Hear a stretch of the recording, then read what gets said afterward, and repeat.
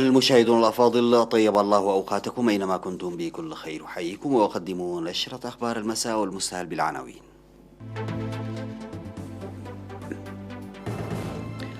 الدفع بأنشطة حماية التربة والمياه في القاشبركة. أنشطة تشجير واسعة في الإقليم الأوسط.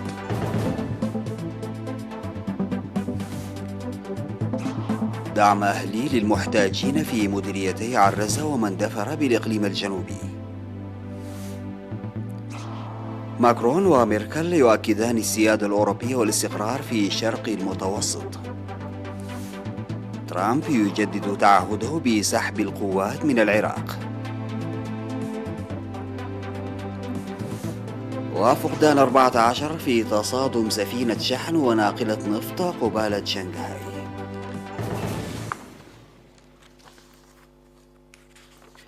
السلام عليكم ورحمة الله. تعتبر أنشطة النفير الشعبي الجارية لحماية التربة وحفظ المياه من أهم المهام الجارية لإدارة الأراضي والمياه والتحكم على انجراف التربة الخصبة نتيجة للسيولة القوية الناجمة على الأمطار الغزيرة، وتساعد في زيادة إخصاب التربة ورفع الإنتاج الزراعي ونمو المراعي وإصلاح مساقط المياه وحماية السدود الخزانات من الطمي وتنمية المياه الجوفية وحماية التربة من الانجراف. المزيد حول هذا الموضوع في سياق التقرير التالي.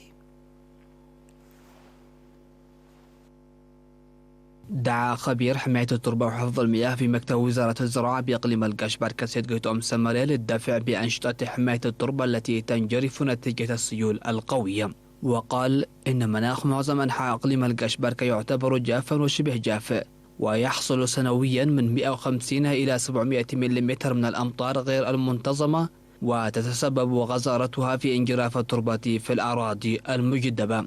وأوضح بذكر الأمثلة أن الأمطار التي تهطل بغزارة في وقت قصير إلى كونها تجرف التربة الخصبة لجريان سيولها فوق التربة لا تسهم في تنمية المياه الجوفية. وذكر بأن أنشطة حماية التربة وحفظ المياه تساعد لزيادة أخصاب التربة ورفع الإنتاج الزراعي ونمو المراعي وإصلاح مساقط المياه وحماية السدود والخزانات من الطمي، وكذلك تنمية المياه الجوفية وحماية التربة من الانجراف.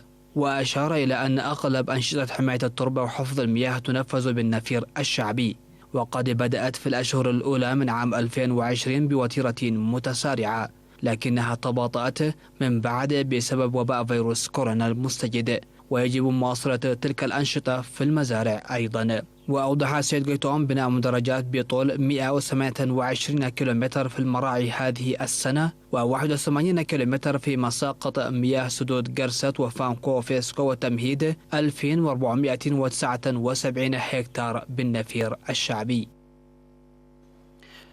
دعا مكتب وزارة الزراعة في مديرية حلحل المزارعين للاستفادة الجيدة من خزانات تجميع المياه المشيدة في المديرية لري المزارع وصيد الأسماك. وأوضح عضو المكتب السيد إرمياس أسقدوم وجود 10 خزانات مياه بأحجام مختلفة، وقد حجزت 3 خزانات في بلدة حلحل وخزان في ماي أوالد المياه الكافية لغزارة الأمطار، وحث لحماية خزاني غرصت وفيشيبكو من الطمي. وتوجد في مديرية حلحل بساتين الفواكه في مساحة 130 هكتار والخضروات في مساحة 185 هكتار.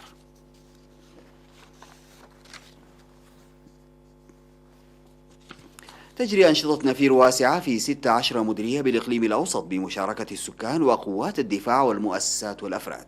وأوضح ممثل سلطة الغابات والحياة البرية في الإقليم سيد إبراهام تخلو بأن المشاتل ال9 في الإقليم الأوسط أعدت 1,000,000 شتلة، وقد وضعت خطة لغرس حوالي 800 ألف شتلة عبر برنامج الحملة الصيفية التي لم تنفذ بسبب مخاطر كورونا. وقد تم حتى الآن غرس أكثر من 500 ألف من الأشجار بنفير السكان وقوات الدفاع والمؤسسات. وأشار إلى غرس أكثر من 200 ألف من شتول الأشجار في مديرية سرجقة، وأكثر من 150 ألف في مديرية بريخ، وأكثر من 100 ألف في مديرية قال نفحي، و60 ألفا في أسمرة.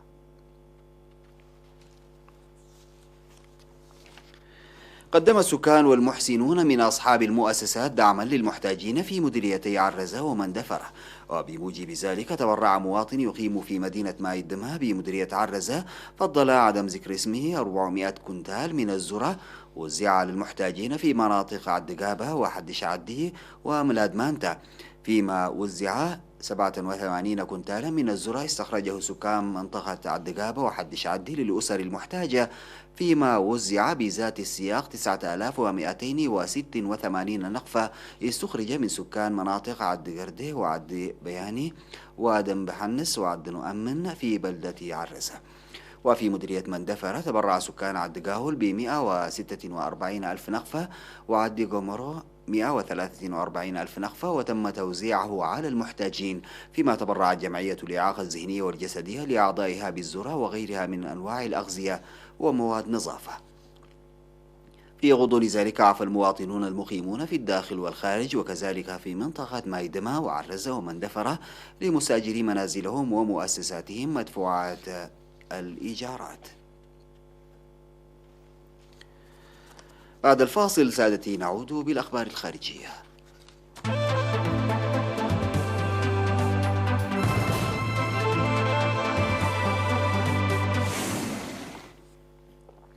أكد كل من الرئيس الفرنسي إيمانويل ماكرون والمستشارة الألمانية أنجيلا ميركل أن هدفهما في الشرق المتوسط واحد، وهو الحفاظ على السيادة الأوروبية والاستقرار في المنطقة التي تشهد توترا يونانيا تركيا. واعتبر الرئيس الفرنسي إيمانويل ماكرون خلال مؤتمر صحفي مع المستشارة الألمانية أنجيلا ميركل في جنوب فرنسا إن الهدف الاستراتيجي لفرنسا وألمانيا في شرق المتوسط هو ذاته السيادة الأوروبية والاستقرار. وعبر ماكرون عن تضامن البلدين مع اليونان وقبرص، وأدى اكتشاف احتياطات غازية في الشرق المتوسط خلال الأعوام الماضية إلى تصاعد التوتر بين تركيا واليونان، وكلاهما عضو في حلف شمال الأطلسي الناتو، لكن توجد اختلافات بينهما حول تحديد حدودهم البحرية. وتتهم أثينا ونيقوسيا أنقرة بانتهاك سيادتهما وسيادة الاتحاد الأوروبي عبر عمليات تنقيب عن الغاز تعتبرانها غير قانونية لأنها تجري في مياههما. وفيما يخص الجائحة العالمية التي تسبب بها وباء كوفيد-19، اعتبر ماكرون أن هناك احتمالات معقولة بالتوصل للقاح ضد فيروس كورونا في الأشهر القادمة.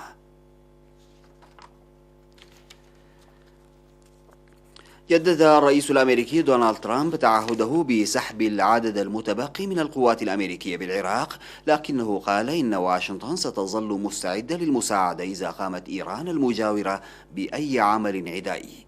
وقال ترامب في أول اجتماع له برئيس الوزراء العراقي مصطفى الكاظمي إنه يتطلع إلى اليوم الذي تخرج فيه القوات الأمريكية من العراق، لكنه قال إن الشركات الأمريكية تبرم بالفعل صفقات نفطية كبيرة للغاية هناك.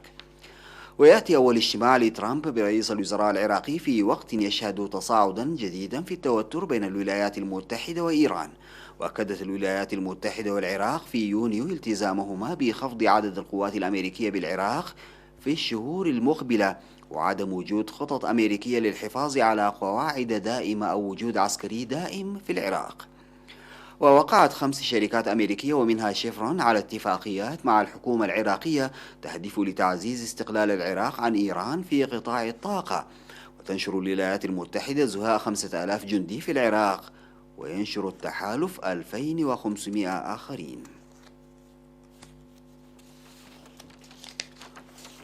ذكرت وسائل إعلام رسمية صينية أن ناقلة نفط تحمل 3000 طن من البنزين اصطدمت بسفينة شحن قرب شنغهاي، ويعتبر 14 من أفراد طاقميهما في إعداد المفقودين.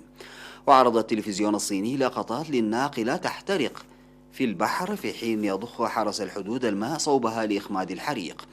وقال التلفزيون إن 3 جرى إنقاذهم وسفينة الشحن غرقت بعد التصادم.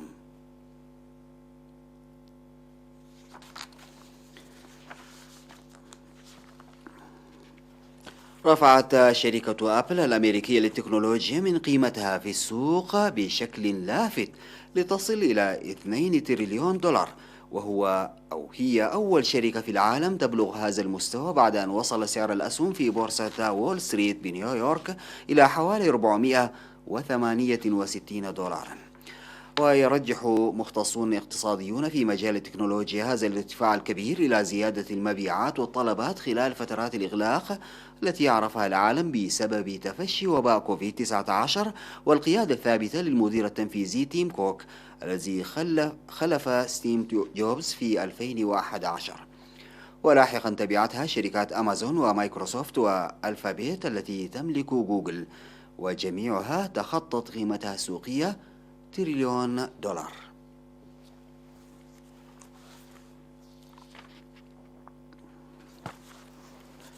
انتهى سيداتي سادتي نشرة أخبار المساء قدمتها لحضراتكم من الفضائية الإريترية. شكرا لمتابعتكم. السلام عليكم ورحمة الله تعالى وبركاته.